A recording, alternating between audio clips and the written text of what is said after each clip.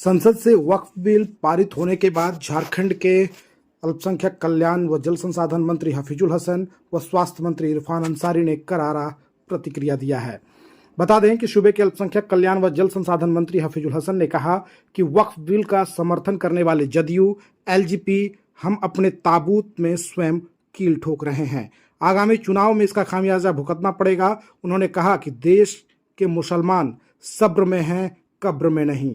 समय आने पर मुसलमान करारा जवाब देंगे। आगे उन्होंने कहा कि बिल का मामला उठाकर भाजपा मुसलमानों का विकास बाधित करने की साजिश रच रही है, पर वे कभी कामयाब नहीं होंगे। वहीं इसी मामले को लेकर सूबे के स्वास्थ्य मंत्री व कांग्रेस के विधायक डॉक्टर इरफान अंसारी ने कहा कि प्रधानमंत्री नरेंद्र मोदी व अमित शाह देश के मुसलमानों का शोषण कर रही है, पर वे अपने मंसूबे में कामयाब नहीं हो पाएंगे। झारखंड में वक्फ बोर्ड की 1 इंच जमीन नहीं दी जाएगी। आगे उन्होंने कहा कि नीतीश कुमार भाजपा की गोद में खेल रहे हैं। उन्होंने आगामी विधानसभा चुनाव में इसका खामियाजा उन्हें भुगतना पड़ेगा। देखिए, ये देश के लिए बहुत दुर्भाग्यपूर्ण है। आज पूरे देश ने, पूरे विदेश में भी आज इस सरकार का तौहीन हो रहा है और जो मुस्लिम देश है वहाँ से भी इसका रिएक्शन आएगा, तब इसको पता चलेगा। और मेरा जो मानना है, ये सिर्फ मुसलमानों को डिस्टर्ब करने का है। वक्फ की जो भी संपत्ति है, जो भी उस वक्त के लोग जो पैसे वाले थे, अमीर थे, जिनके पास ज़मीन ज़्यादा था, वो वक्फ किए थे। तो जो ज़मीन वक्फ हो जाता है वो अल्लाह के नाम से वक्फ होता है, किसी व्यक्ति के नाम पर नहीं होता। यहाँ अभी आप देखिए, मधुपुर में मदरसा इस्लामिया मस्जिद है बगल में, फिर आप देखे हैं कि ईदगाह मस्जिद इसको बोलता है जी। अब्दुल अजीज रोड जो है, उन्हीं जो अब्दुल अजीज और अब्दुल हमीद, उन्हीं के परिवार, वहीं लोगों ने वक्फ किया था, तो दिया गया। आज आप अगर थाना देख रहे हैं तो थाना का भी ज़मीन डोनेट जो खेंदा बाबू का परिवार, जो बड़ा बागान जिसका है, वो परिवार किया। तो ये डिस्टर्ब कर रहा है। और ये मुसलमानों को जो अभी अपना पढ़ाई में ध्यान दे रहा है, बिजनेस में ध्यान दे रहा, वो कैसे डिस्टर्ब है ये। लेकिन उनको सोचना चाहिए, मुसलमान सब्र में है, सब्र कर रहा, कब्र में नहीं गया, कब्र में नहीं है, सब्र कर रहा है, यही आप समझिए। और ये वो अपना जो भी उस बिल को समर्थन किए हैं, वो अपना ताबूत का, चाहे जदयू हो और टीडीपी हो और जो भी है, और ये इसका नुकसान बीजेपी को भी करना पड़ेगा, बीजेपी को भी उठाना पड़ेगा ये नुकसान, जो ये नफरती आदेश ला करके आपकी कोई मुसलमान का संपत्ति, जो भी अल्लाह का संपत्ति है, मुसलमान का भी नहीं है, ठीक है, उसमें कमेटी बनाकर चलाता है, चलता है। जब आपके पास कोई गया ही नहीं कि इस बिल को चेंज कीजिए, कोई मुसलमान आप दिखला दीजिए कि कोई गया है कि हमको ये बिल ये ख़राब है, इस तरह कर लिया है। आपके पास तो कोई नहीं गया है, न कोई कोर्ट केस हुआ है, न कहीं सरकार में।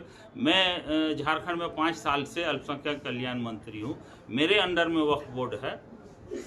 कहीं तो एक भी एप्लीकेशन मेरे पास अभी तक नहीं आया कि इस जगह अवैध ये कब्जा किया है या इस तरह कर रहा है, गलत चला रहा है। अवैध कब्जा का तो सवाल ही नहीं है। तो ये सिर्फ देश में एक नफरत फैलाने का और ख़ासकर मुसलमान को डिस्टर्ब करने का, कि वो अपना इसी में उलझा रहे, न पढ़ाई में ध्यान, अपना बाल बच्चा को पढ़ाए नहीं, न अपना राजनीतिक में आ गया है, न कारोबार में आ गया है। लेकिन वो कुछ भी करेगा, वो जिसको जहाँ नसीब में है वो उसको मिलेगा। और सिर्फ मैं यही कहता हूँ कि मुसलमान सब्र में है, कब्र में नहीं है। इसका पुरजोर विरोध भी करेंगे हम लोग अपने ढंग से। ये देखिए, वक्फ बोर्ड में जो संशोधन किया गया है, मैं उसका पुरजोर विरोध करता हूँ।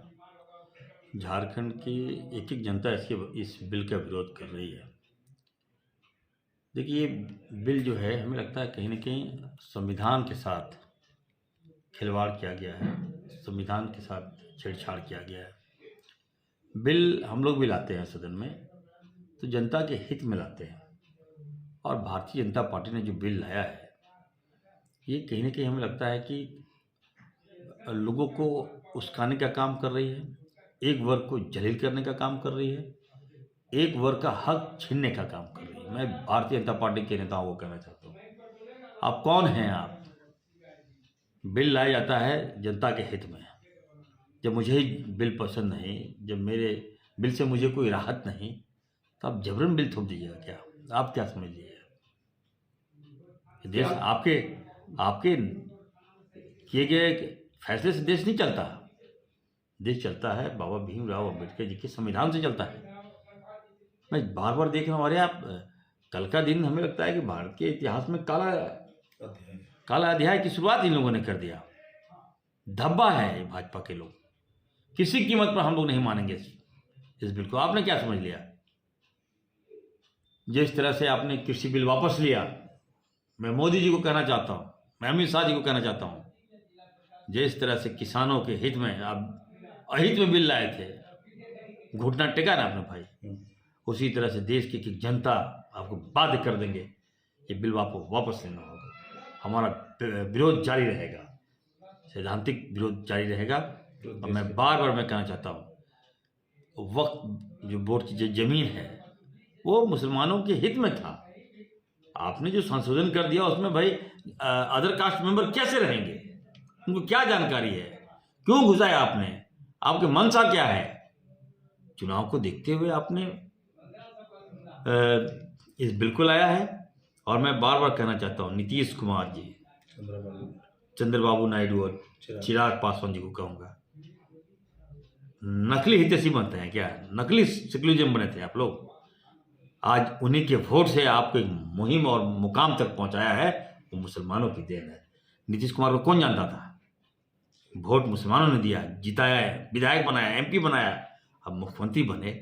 और आज जब फैसला लेने की बारी आई तो भाजपा के कारखाने में मूड़ी घुसा दिए क्या? ये नहीं होने दूंगा। मैं कहना चाहता हूँ नीतीश कुमार जी, बिहार चुनाव है, याद रखिएगा, मैं बोरिया बिस्तर से मिटवा दूंगा। मैं हम लोग कांग्रेस पार्टी के लोग हैं।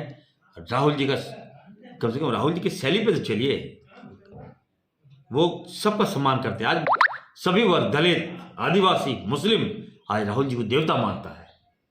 उन्होंने ऐसा कर्म किया, वो दिखाए, देश में मैसेज दिए कि हम सबको लेकर चलते हैं, सभी वर्ग का हम सम्मान करते हैं। और बिहार में हम देख लेंगे नीतीश कुमार को और नायडू जी जो है, वोट मुस्लिम का और पक्षपात भी मुस्लिम के साथ कीजिएगा।